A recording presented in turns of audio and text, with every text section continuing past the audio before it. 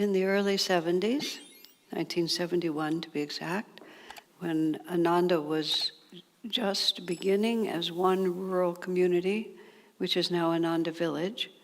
At that time, we just had to say Ananda. No modifying word was required because there was just one spot on the planet that could be called that.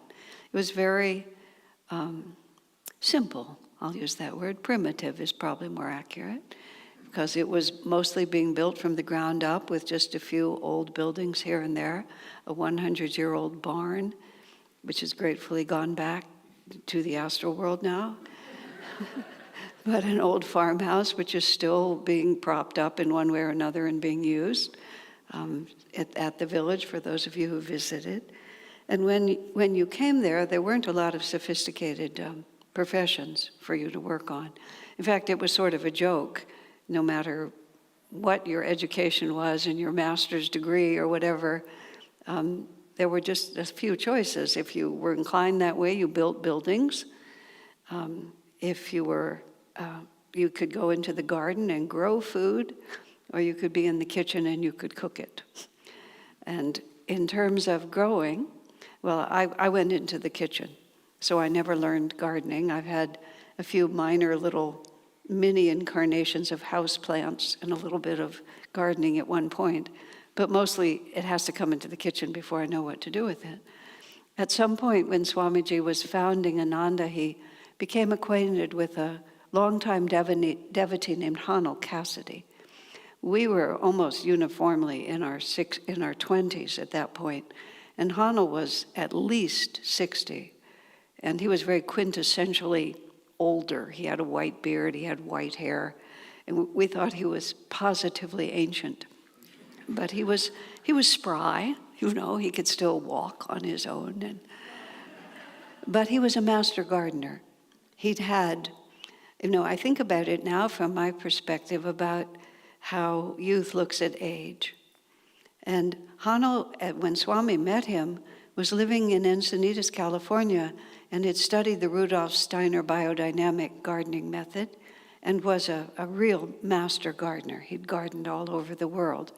In between, he had a career as a fashion photographer in New York City.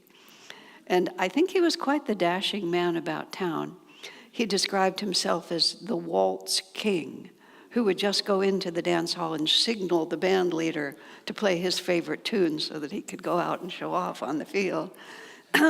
But when we knew him, Swami was impressed with his sincerity, and Hanel was a bit at loose ends. Swami invited him to come and live in the community. So one of the first buildings built, when Swami built his house at the retreat, Hanel built his also. It's a dome there that I think Anandi Gray lives in that house now.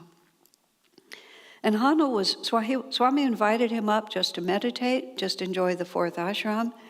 But Hanel became aware of the fact that a bunch of hippie kids who'd never even played in the dirt were actually trying to make a farm down at what was now the community place. And it became obvious to Hanel that fortunately it wasn't me, but it was Shivani, Devi, Anandi, Ananta, Sadhana Devi, Devarshi, the people, Maria, the people who became Ananda leaders were trying to make a farm down there. Ananda knew something about farming, but most of the others didn't. And Hanel quickly perceived that we had zero chance of success unless he roused himself out of his meditation room and came down to help.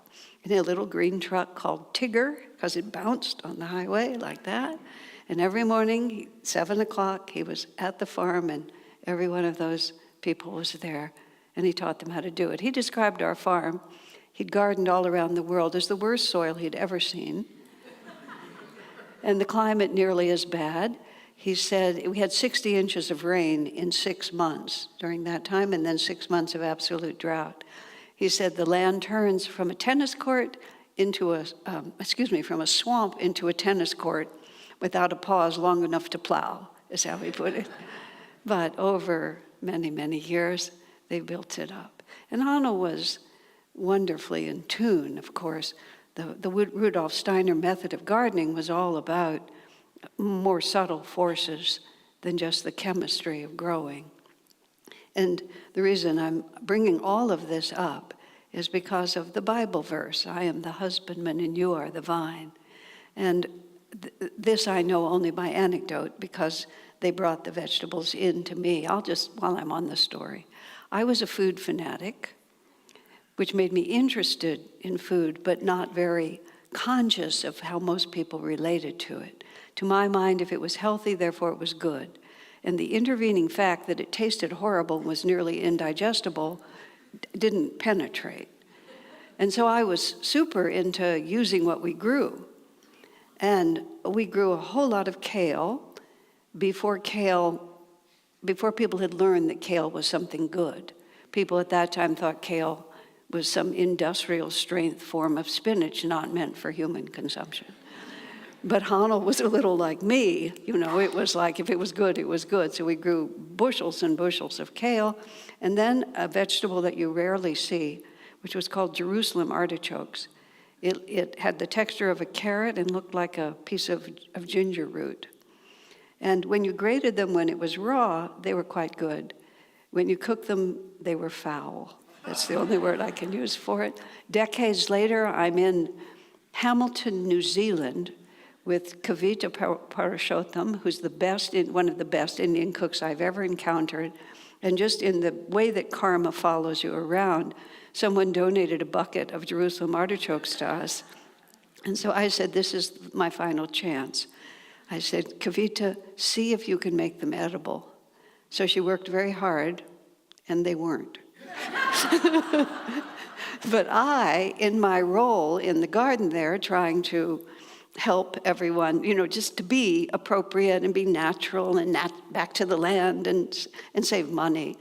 So basically 2 meals a day during that season. I didn't give them for breakfast, but we had kale and Jerusalem artichokes.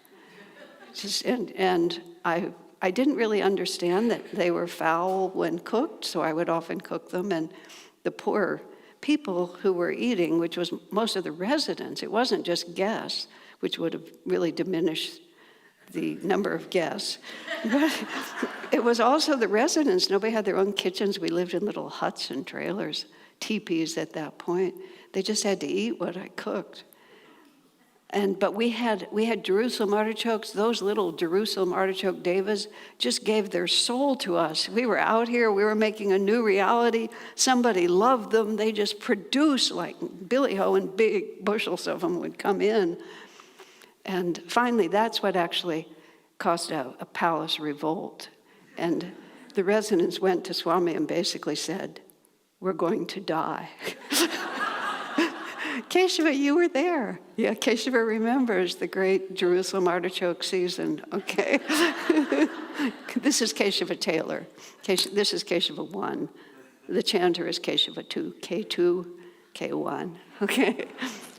In any case, they pleaded with Swamiji, which caused Swami to take me on and teach me how to cook.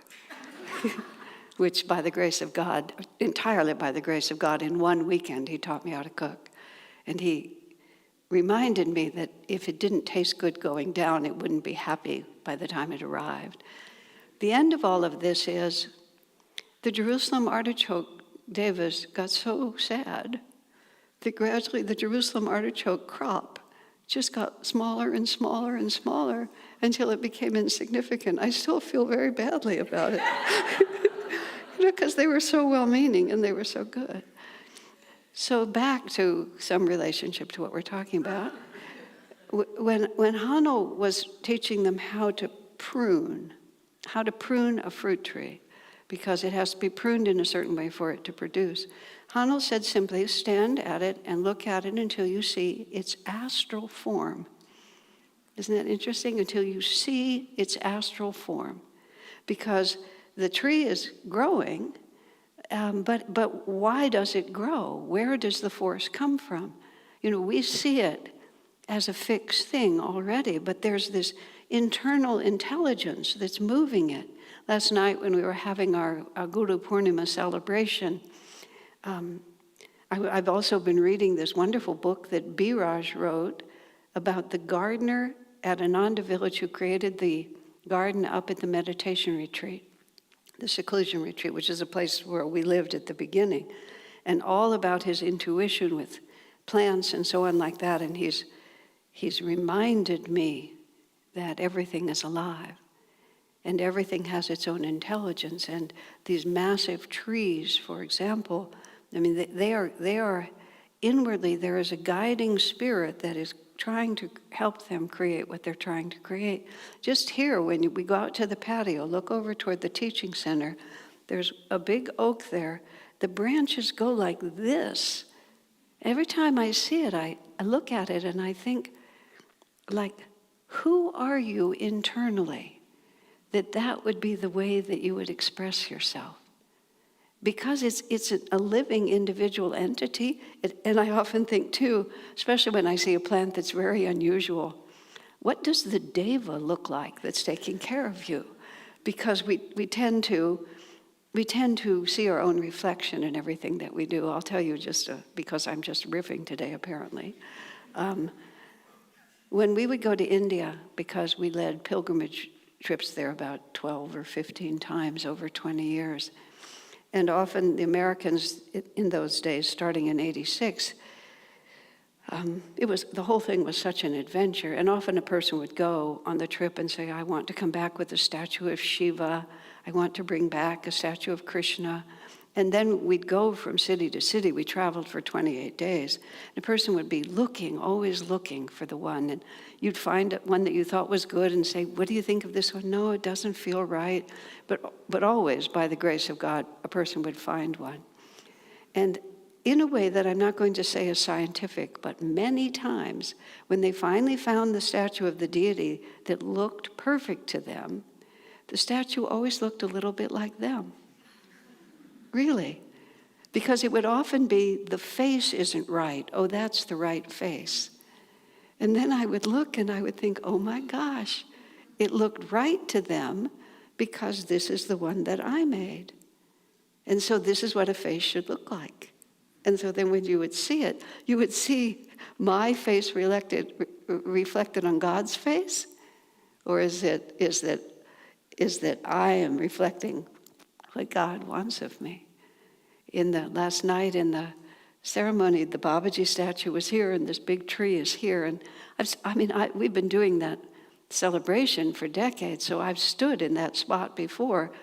But because Charles had put me to stop and think about a tree, all of a sudden, that tree had such a presence and a kind of a unique way of standing that was just entirely its own. And it was like the Swiss guard at the Vatican or something, standing there.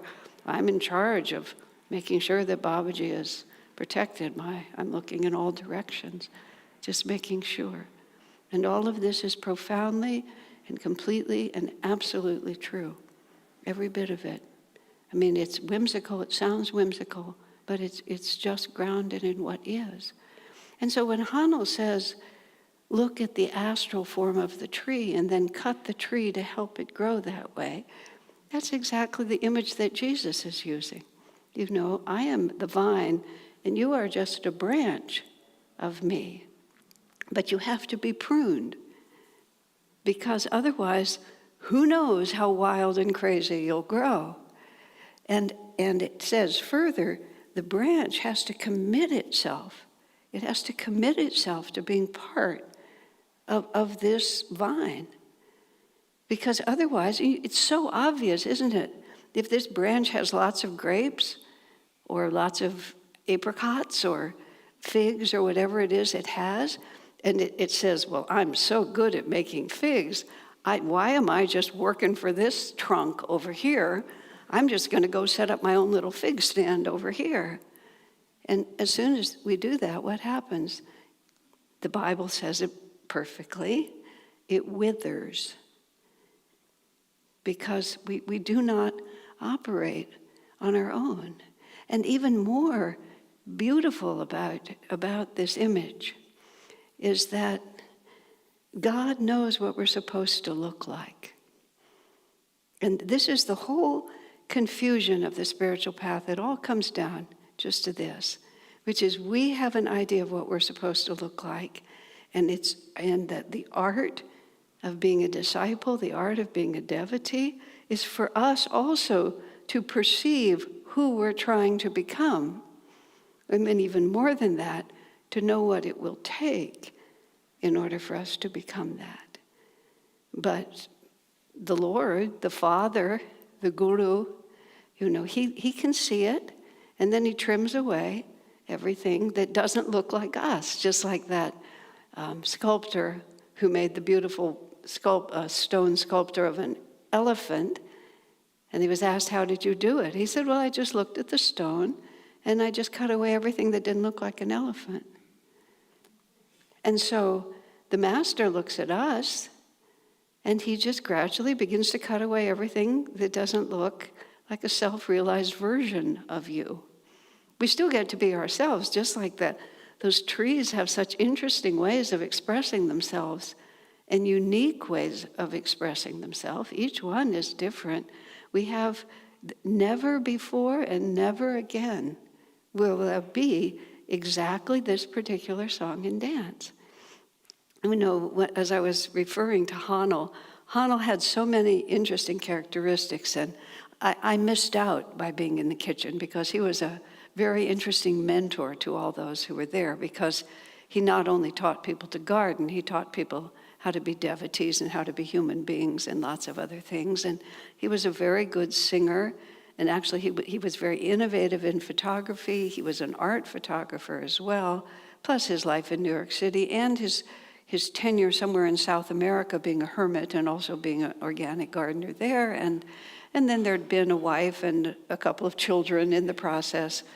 All of these different things was the method by which the divine was pruning away everything that wasn't going to be Hanel the saint. And let me just to bring it to the end, because it was really beautiful. Hanel was the first person of our family, our spiritual family, to die, because it was very harmonious, because he was the oldest also. And every day he went to the garden, and then one day he didn't go. And he lay down on his bed, and he had cancer. And he was intuitive enough to know. But he didn't want to fight for his life at that point, because he was elderly, and it was just elderly. By then he probably was 75, which is similar. But there you have it. He just lay down on his bed, and all the gardeners took turns caring for him. And at first there was a lot of discussion about where we would sprinkle his ashes. And he was resistant to the idea of sprinkling the ashes in the garden. He said, because if the crops are bad, you will blame me.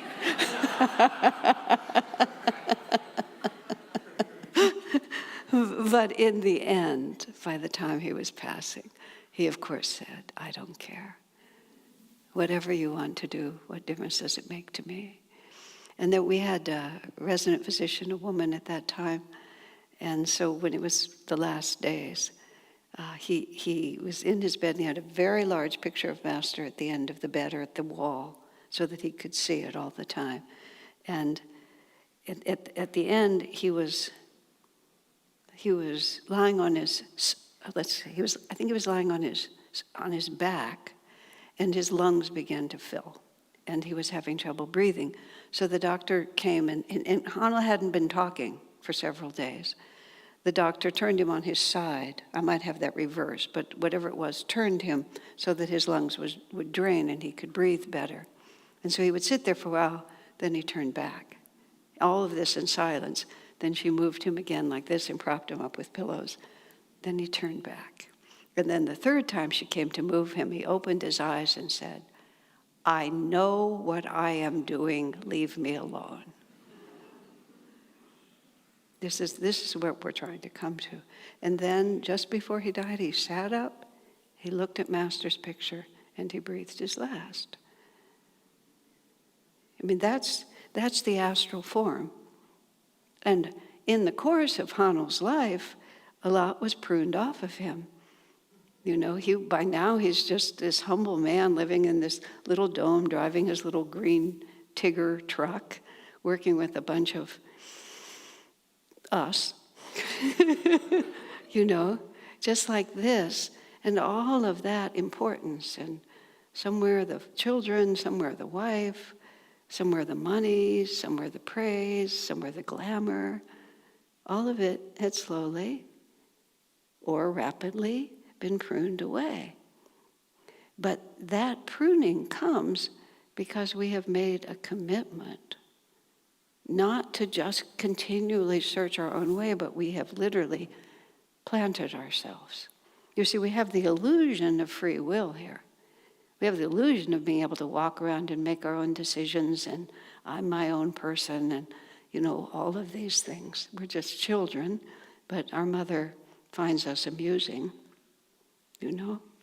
All of you who raise children, you know the declarations that your children make at different times. I'm doing this, I'm going to do that. And you treat them seriously because you want them to gain confidence. But inside they're so amusing, and you keep a journal so you can tease them about it when they grow up, and you call their grandparents and tell them what their outrageous grandchild did today. I was looking at Gary Aryavan, who's not in the room right now because he's on the plane to India. Aryavan grew up here, and he came to our Sunday services. His father brought him every week. Gary brought him. Aryavan hates it when I tell this, but it was so adorable. Aryavan is about this big and has a little bowl haircut and these huge big blue eyes. And he comes, Gary's holding him like this, and I guess he just had enough, because it wasn't the first time, but he comes to me for a blessing and I reach for him. He puts his hands over his spiritual eye, and that wasn't sufficient, and in a very loud voice starts saying, "No, no, no."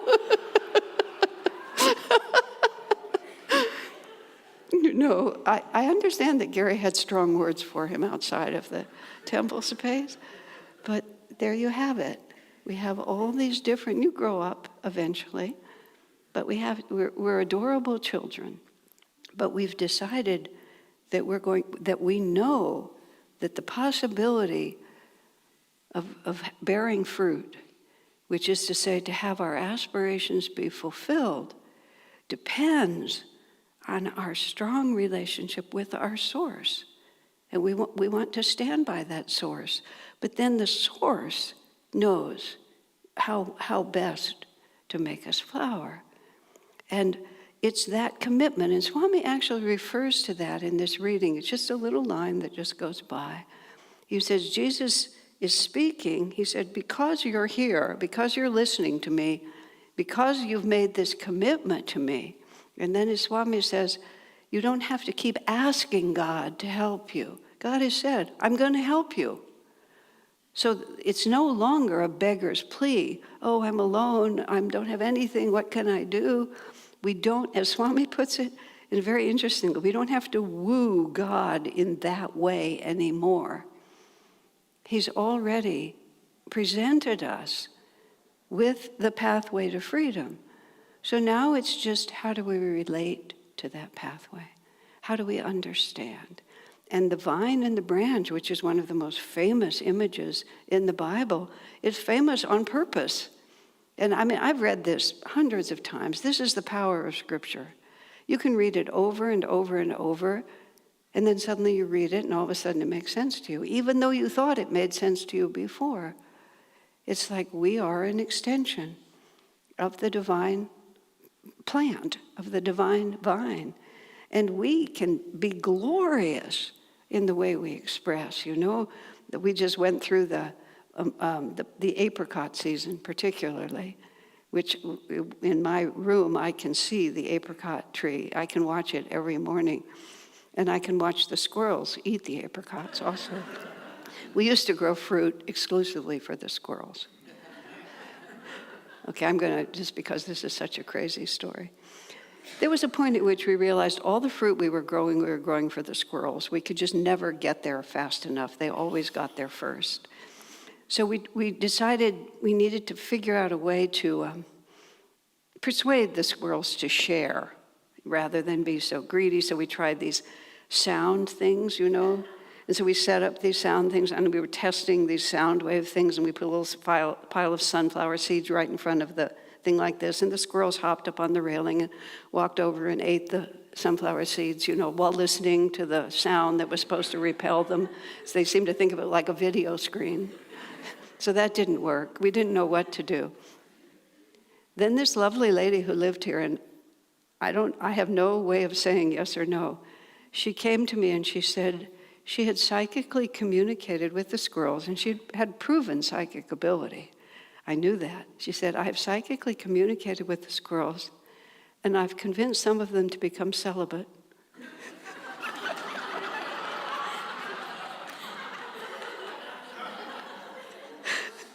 And I'll be darned if the population didn't go down. Now, at some point, we also noticed that a pair of hawks had moved into one of the tall trees. So I don't know what the relationship was there, but the hawks, the squirrels did diminish. And so now we just share. We don't have to fight for it. But I watch especially the top branches, the ones that are way out, and they're so full of fruit. And you can feel how happy they are. And when you're way up there, you don't even know where the tree is starting. But the branch knows. The branch knows that I would have nothing if I wasn't reaching back to that source. Even when it spreads enormously. The fig tree outside the front of the house I live in, I've watched it now for 20 or 30 years. It was a little tree. Now it's practically to the roof of my house. And when I'm looking at it here, I'm not looking at where it comes from, but the branch knows. And once we have made that commitment, once we have received the Word of God, once we have been touched by that, then our job, and more than that, we've asked God to prune us. Just by our attention to this, we've asked God to prune us. And some of us have even gone farther. We've committed our lives to being pruned. So he's going to do it. And our question is, how eagerly, how openly, how enthusiastically, and how trustingly do I see, do I recognize everything that comes to me is just taking away what is not needed for me to be free. And if you allow yourself to be changed, then you bear fruit. And even more powerfully, as Jesus puts it, you bear fruit as the Father wants you to, and they see you as a branch of the Father's tree. In a little prayer that St. Francis says, he said, preach the gospel at all times. If necessary, use words. That's who we must become. Bear fruit of the spiritual life, kindness, joy, peace, calmness, generosity, compassion. Who else would we want to be? And who else can bring us to that except the one who loves us? Bless you.